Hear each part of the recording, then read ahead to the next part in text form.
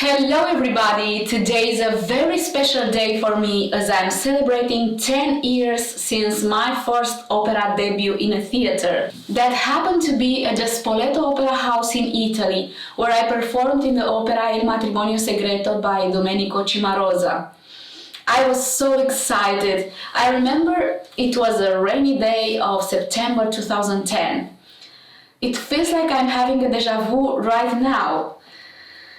Each time I get on stage and I find myself in front of the audience, I have that great feeling that my dream comes true. The public's energy, the dazzling lights, the vibration of the orchestra, and of course, the emotion-provoking voices. All these combined painted a magical picture from a different dimension. Each day at the theater has always been and still is full of fabulous moments which make me see life from a different perspective than I did it before. There were experiences that enriched me both personally and spiritually and gave me the possibility to express myself through art in the most noble and profound way. I had a lot of ups and downs, just like in every other profession, but when I look back now, I consider that the way I've spent these 10 years is the best choice ever. The great tenor Luciano Pavarotti said it beautifully. I think that dedicating your life to the music is the best way to spend your life. And this is exactly how I did it.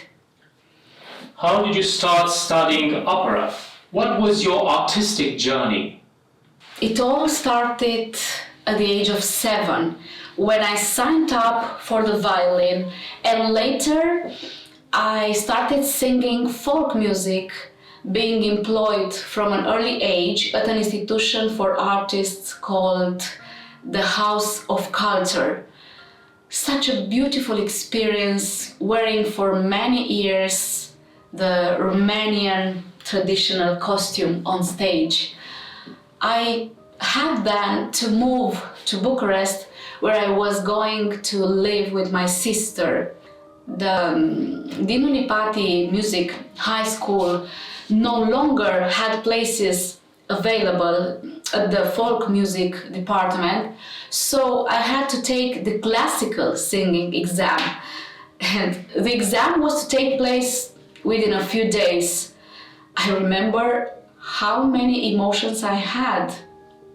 It was a big challenge not being ready for classical singing. The interesting part in all this transition was the fact that in folk music I also performed romances, and this type of music helped me to develop in a certain similar skills in classical music. That is how I managed in a record short time to get ready for the exam and also to pass it brilliantly.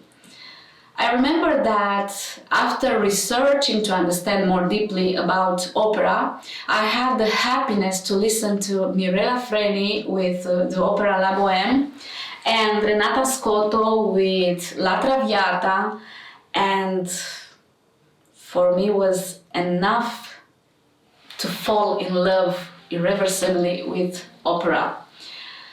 I then studied in Milan at the Giuseppe Verdi Conservatory and later at the Teatro alla Scala Academy, where I had the opportunity to study with Mirella Freni herself. Could you tell us something about your debut at La Scala? Yes, at the debut in Don Pasquale, I remember this huge dollhouse that occupies the whole scene. It had 3 floors and my first entrance was exactly on the top floor. I already had butterflies in my stomach for the moment itself, just thinking about the fact that Maria Callas, Luciano Pavarotti, and big names internationally sang on that stage. The fact that I was high up heightened the emotion. I had the joy of making my second big stage debut in Rossini's Scala di Seta with Modern Direction by Damiano Micheletto. It was all unusual, but very interesting from a stage point of view. I practically had to sing with agility and high-pitched notes while running and doing gymnastics. Yes, there were extraordinary experiences that made me grow professionally and at the same time personally. You did a lot of competitions. Tell us something about this. Yes, I think it is very important to participate in competitions. For me, those were good vocal, physical, and especially for mental training. I won and lost a lot of competitions, but this did not stop me on my way.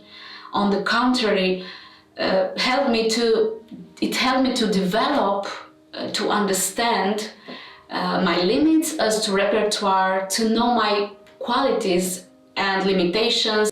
Yes, they stimulated me to improve.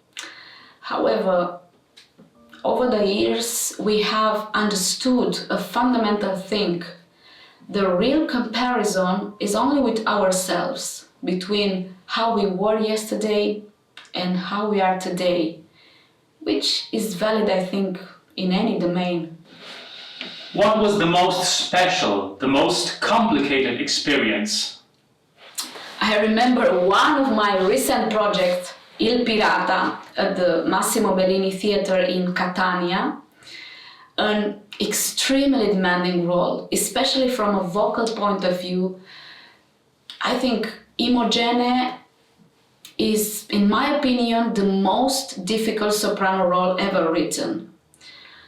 Another almost equally demanding work was Le Conte d'Hoffmann, where I soon had to prepare all 4 soprano roles with different vocals.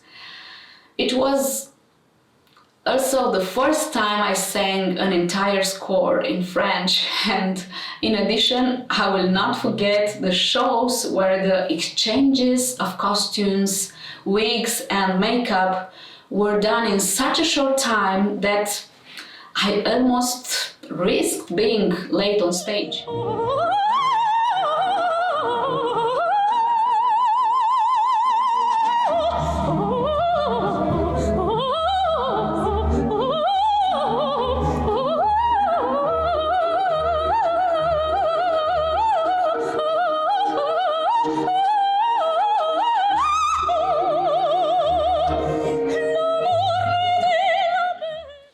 How have this 10 years of theatre influenced you as an artist and as a person?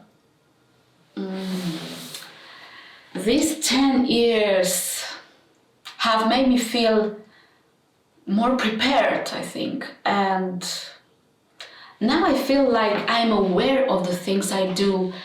That gives me a general state of comfort, both on stage and in life. They were years full of both professional and personal experiences. I traveled a lot, I've met wonderful people, and of course, this has transformed me. I think I became more disciplined and stronger.